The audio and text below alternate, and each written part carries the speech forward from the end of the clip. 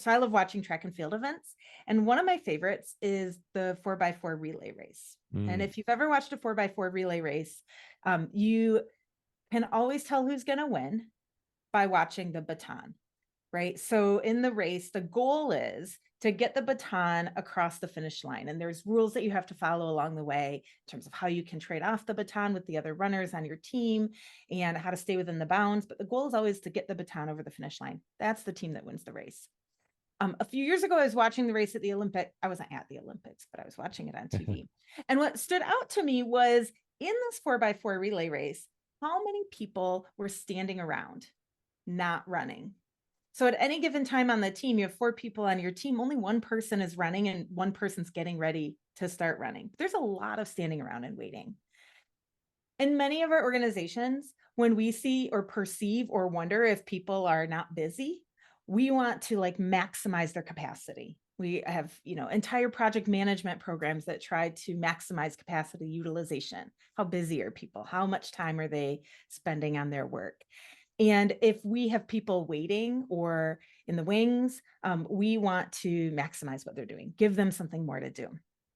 If the Olympic athletes behaved like that, you would have a coach being like, hey, while you're waiting, you could go throw discus.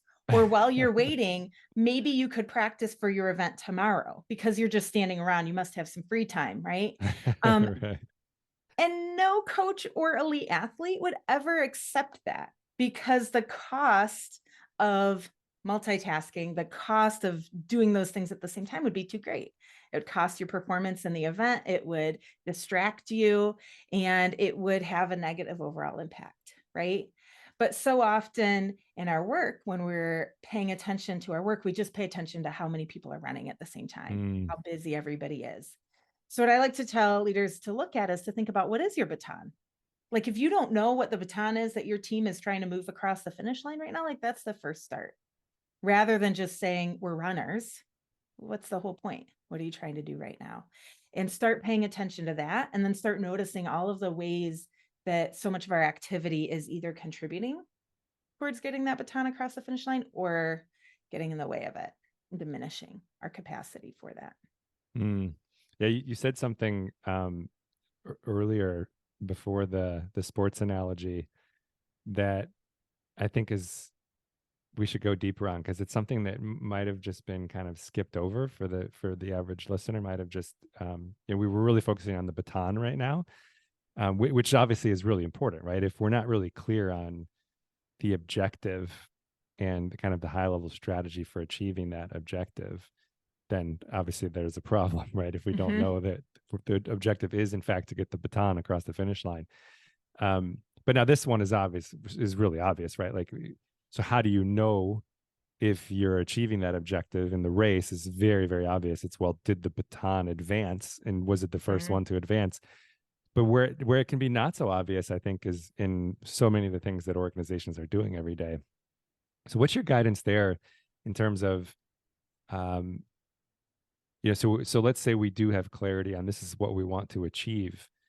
How do we develop measures that actually let us know if we're on the right track so that people aren't just spinning their wheels? Because I love the first thing I thought of when you're talking about the 4x4 is imagine these sprinters who aren't actively carrying the baton sprinting back and forth, Mm-hmm. just practicing. Well, they're going to be Mm-hmm. tired and they're not going Mm-hmm. they're not going to win because they'll be out of gas. That's a hard race.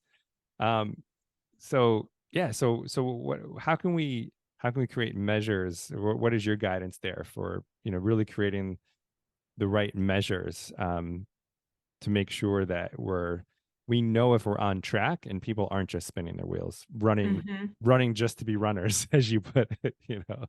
We're actually moving a baton when we're running instead of just running to say that we're running. Mm-hmm. I think it always comes back to understanding the problem we're trying to solve, right? And making sure that we all actually understand that it's the same problem that we're trying to tackle and taking time to make sure that that's clear. And then I like to use and think about experiments, right? It probably is going to be pretty hard to understand those broad big metrics. Well, actually sometimes those are easier, the broad big metrics, right? Like did we gain X market share? Did we increase our user base? What's our client satisfaction scores? Like those big things at the end. Those are sometimes easier to identify, although I think it's shocking the number of times that even those are perhaps a bit ambiguous. But what we really need is to spend some time understanding what I think about them as vital signs along the way. What are those small things that are going to help us understand if we're moving in the right direction and help us know whether to pivot or change, right? You think about going to the doctor and getting your temperature checked and your blood pressure. All of those measurements are really just indicators that more investigation might be needed or things are going great.